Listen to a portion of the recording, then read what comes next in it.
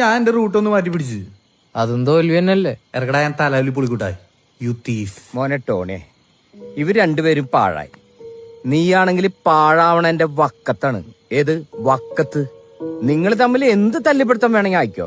ഈ നാട്ടുകാരുടെ മെക്കെട്ടുകാരാന്ന് പറഞ്ഞ വെല്ലോട്ടും തലചിറ്റ് വീണ ഒരു ഉപ്പുസോട വാങ്ങിച്ചു തരാനുള്ള ആളാണ് ഈ കുര്യാക്കോസ്.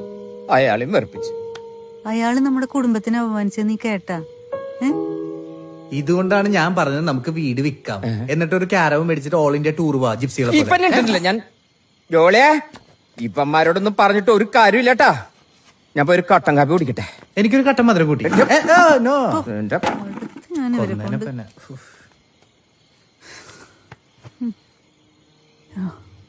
ടോണി, നീ അപ്പച്ചൻ പറഞ്ഞ കേട്ടാ?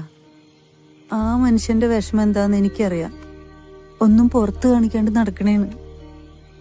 ഇവന്മാരുടെ കാര്യം പോട്ടെ, നിന്നെ അമ്മച്ചിക്ക് 9 മാസം വയറ്റുണ്ടായിരുന്നപ്പോ എന്തൊരു ബുദ്ധിമുട്ടായിരുന്നെന്നറിയോ?